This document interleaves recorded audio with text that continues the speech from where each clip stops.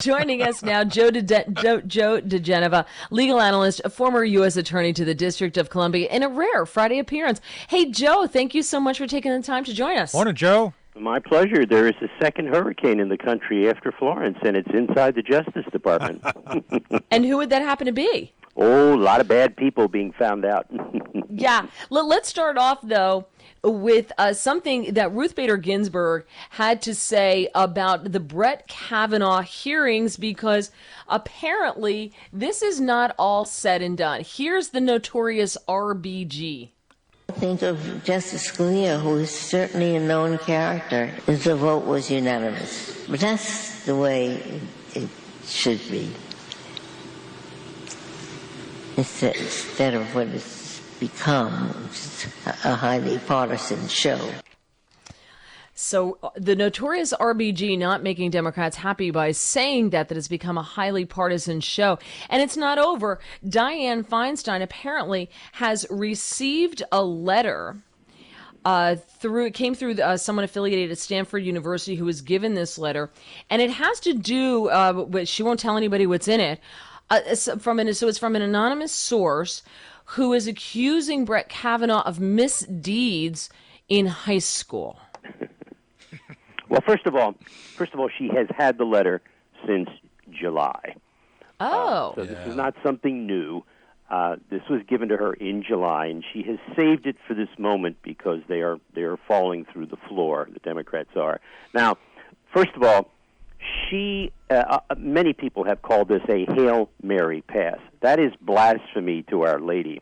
This is a Hail Lucifer pass. Yeah, no doubt. This comes from the depths of despair from the Democrats. It is a sign that the Democratic Party is at the end of its wits, and it is about to be taken over by the worst elements of the American left. And apparently there are a lot of people who are just fine with that. The letter itself was given to the FBI by Senator Feinstein. She has shared it with no one, including her Democratic colleagues on the committee, and with none of the Republicans on the committee, including the chairman of the committee.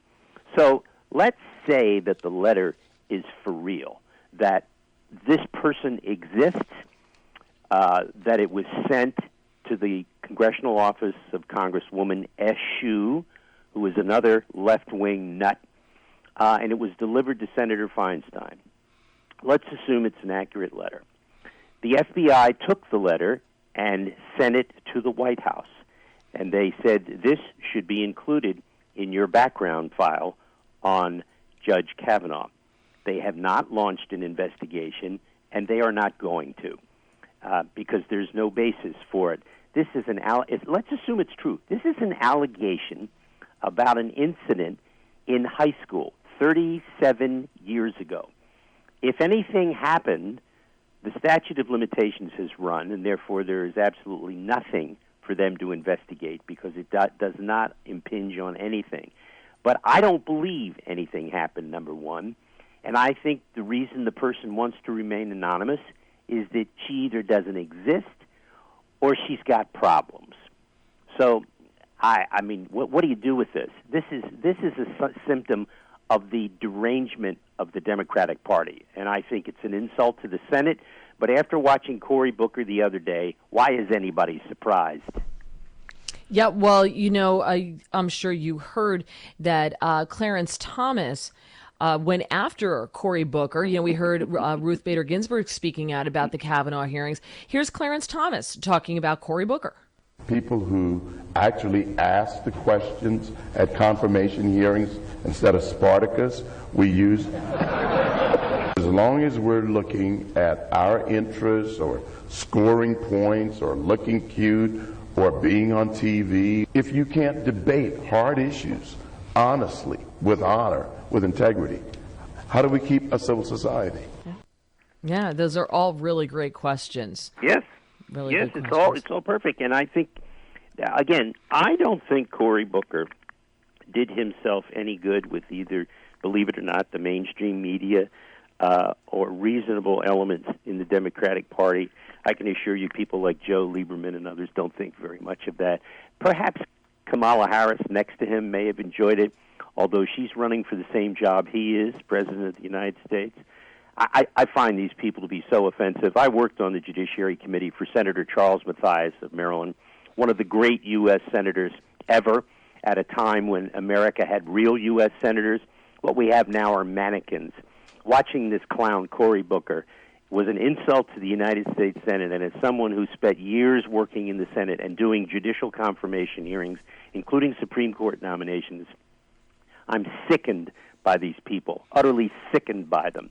Well, Joe, speaking of sickened, Lisa Page is back in the headlines again with, speaking of DOJ as well, she's talking now, and the text has been made very clear that she and that Peter Strzok character were essentially, I don't want to say planning stories, but they were, I think, giving details to the media for purposes of creating a certain perception. We call it information operations in my business. So on that point, she actually also looks like she may have interned under Clinton. So it's like, man, this is like a soap opera or something? I mean, what do you make of this? Ask yourself this question. Yeah. These text messages were just released within 72 hours ago. Right. They contain no national security information, nothing that would damage a source or method. Right. And they were withheld for 2 years from the American public by Rod Rosenstein and the people around him. Now, if anybody thinks that those people who did this, held those text messages, should remain in office for any period of time, they're out of their minds. I think what Rod Rosenstein has done is so reprehensible, so unbelievably corrupt politically, so damaging to the United States of America, that the withholding of evidence like this from the American people represents a clear and present danger to law and order in the United States. No doubt. I have heard no explanation from Rosenstein and his minions about why these were withheld. But what they do show is, I know why they were withheld. It's so embarrassing to the Department of Justice and the Obama administration people in the FBI and the DOJ, because Rosenstein and the senior people over there do not want to confront the reality that there are certain people in DOJ and the FBI who are going to have to be prosecuted.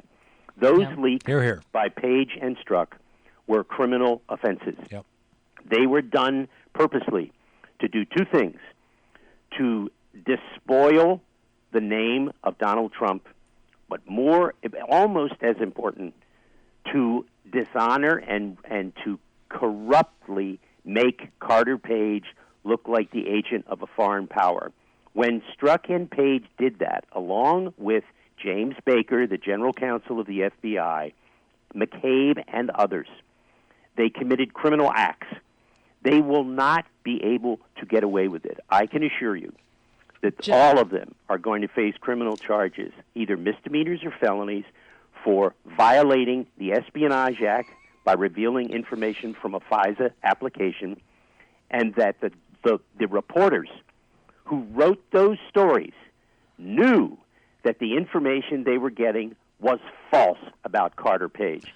And they were publishing those stories in order to hurt the president. Forget Carter Page. Right, Joe. Every one of those reporters is a criminal defendant. Joe, I'll remind you of what Potter Stewart said in his concurring opinion in New York Times versus Sullivan, where they created the libel exception for the papers. He said, you can publish this, but you can be prosecuted for it. Yep. Joe DiGenova, Thanks, you. Joe. We appreciate you so much. You're always so illuminating when you join us, and we really appreciate the Friday appearance. Have a great weekend.